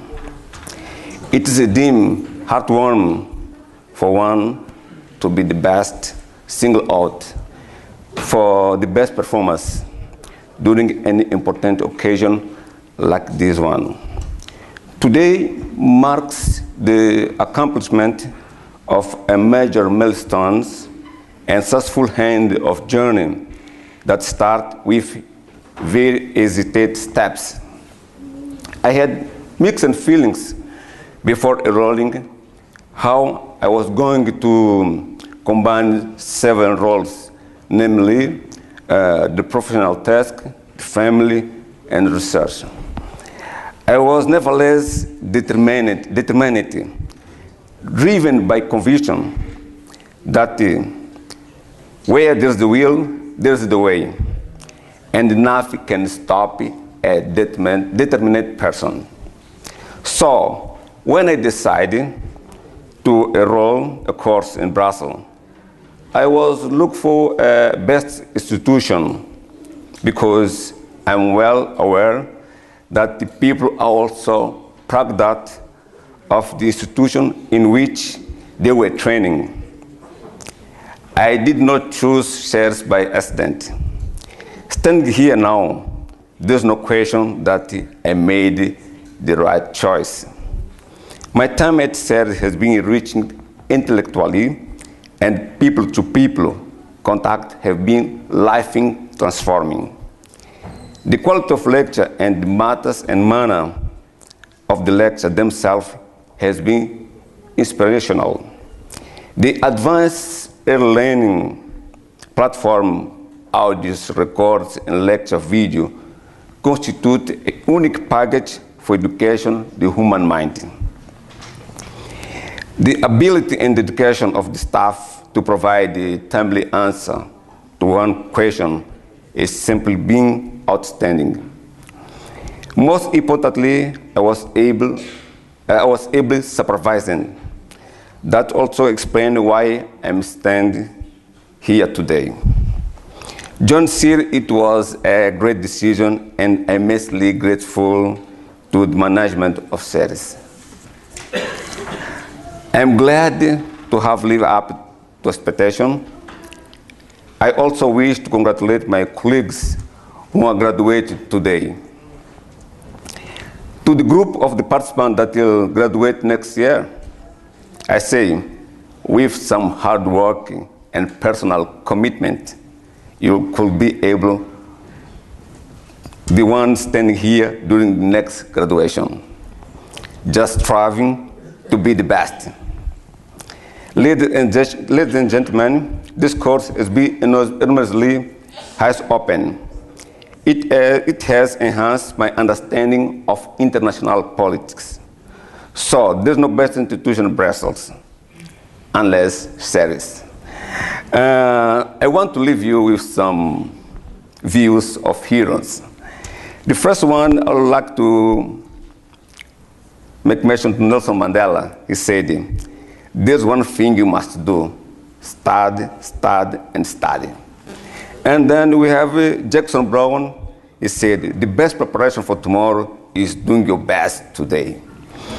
And finally, Samora Machel was the first president of Mozambique, my country, after the independence. He said, a vitória prepara-se, a vitória organiza-se.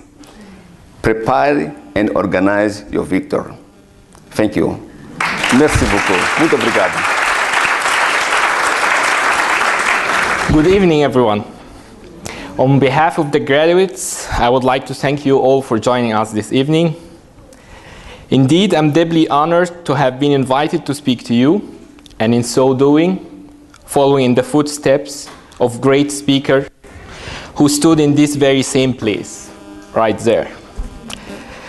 So when I was trying to prepare my tiny little speech, I came across the US ambassador to the UN, Samantha Power's speech, in a graduation ceremony just like that one, where she actually apologized because her ranking wasn't as high as would have been expected in such events. And I was like, come on, she's an ambassador. So I imagine my agony and anguish, thinking what to say when I stand here before you and how to apologize for my ranking, or precisely the lack thereof. So folks, I owe you all an apology, big time, for having to listen to me right now, but I promise it's gonna be too short. So, the Middle East has been all over the news for all the wrong reasons. When I graduated in Egypt back in 2007, I embarked on a journey that took me to Libya, Syria, Iraq, etc. Basically all the hot spots. Back then, as a young engineer, I was, among others, building factories that will create jobs and provide some form of development for these countries. I took deep pride in the fact that despite everything, I was setting the region on a development and modernization course. And when the chips were down, I used to console myself that one day, down the road, I would take my family and perhaps my kids to show them what I have done. Something that reassured me that the effort and the self-imposed exile won't be in vain. Alas, this vision did not pan out, and wars reared its ugly head over the region, and everything I have built was reduced to rubble. I saw my whole endeavor crumbling before my very eyes. But today, folks, I feel redeemed. I am vindicated by the distinct honor that you conferred upon me today. I have lived to find my lost cause. But how about others, those who lost everything, and coming, knocking at our doors, seeking shelter and respite from unrelenting carnage? How can we redeem them and thus redeem ourselves? In 1848, amid an international crisis where the advised course of action would have been a common approach for common good, the Austrian Prince Felix of Schwarzenberg reasoned that his own interest must be achieved by outsmarting everyone and at the expense of all others. He even quipped, and I'm quoting, "We will astonish the world by the magnitude of our ingratitude. Needless to say, he ended up isolated, and his action proved damaging for his own country and for himself. Whilst Europe now is grappling with struggles on all fronts, what we shouldn't lose sight of is the magnitude of our gratitude. The magnitude of our gratitude. We cannot afford to shut our doors closed in the faces of those in need. We cannot turn our back on the cries of despair and appeals for hope. If we fail to deliver on that, we would have lost our cause. That cautionary note notwithstanding, I remain hopeful that we will do the right thing. I am confident because historically, Europe has its fate shaped by what takes place inside the boundaries of the ancient Roman Empire, an area that is today encompasses cities such as Berlin, Maastricht, Strasbourg, and of course Brussels. It's essentially all the cities where people scrambled to the help of the newcomers before any government took actions. Please allow me one last moment of glory and one final reflection. Brussels is a microcosm of the community of common destiny, a world we should all strive to achieve and live, a world in which we are all contemporaries, meaning that we all have a common bond beyond our ethnicities, nationalities, or religion. A bond that by virtue of inhabiting the earth, at the same time, renders us all one organic unit. No fault line whatsoever dividing humanity. Just one single overriding identities, connecting us all. Contemporaries. To conclude, I want to express my gratitude to Susan for all the support, to Serge, the best mentor and now boss the one could wish for, and to the CERIS team for their unflagging excellence, and to my colleagues, friends, and classmates who will be deeply and profoundly missed. And for you all, I am and will always remain grateful beyond words for the distinct honor of addressing you this evening. Thank you all. Good evening, everyone. Graduates, professors, ambassadors, I am honored to be standing here today among you for this wonderful occasion. First of all, I would like to congratulate each participant for this beautiful achievement. I wish each of you the best with whatever you may strive for in the future. We might not have shared classrooms. I was an online student. But we sure had the same level of ambition. Congratulations. I would also like to thank the school CERIS for their continuous support, Dr. André Miroir for his precious guidance, Nadia for her always prompt responses. You made it easier for us, especially for those of us who were both studying and working full-time. And thank you for getting us all together here to share in our success. Where I come from, it's not easy to speak out about what you think or what you believe in. I find it interesting and almost odd how some humans around the world are victims of geographical distribution.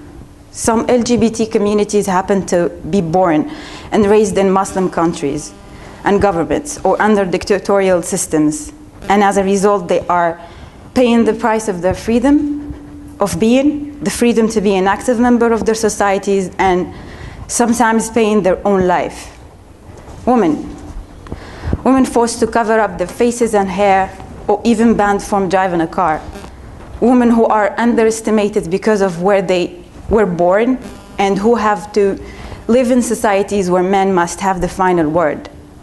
Women are forced to get married at an early age. Women have to undergo genital mutilation as a child, are culturally and religiously abused. Their basic human rights in question. but most of them won't say a word. It should strike us all how traditions and judgments are still overpowering till this very moment in the 21st century. From this, I was inspired and driven by curiosity to understand the factors influencing nations and governments. And I learned that culture, religion, and governance together can affect the most personal aspect of our life. They can either promote human rights and empower us, or deny us our very existence. The discourses around terrorism and terrorists, for example, have become extremely limited. They have led to their own set of disadvantages, such as racial and ethnic profiling, which restrict the formation of a constructive debate around the issue. The meaning given to religion by society and its leaders changes from being a very personal affair to one that has to be performed and acted out in public spaces. You don't need a book to tell you not to steal money, but you sure need one to know how to work in a bank. As my final word, I'm grateful to have educated, loving parents who made sure to raise me outside of society's pressures and strains, to have caring siblings who I look up to, and I look forward to seeing them proud of me every time I make a success. And lastly, the friends who helped me to the most to carry on in life. Thank you.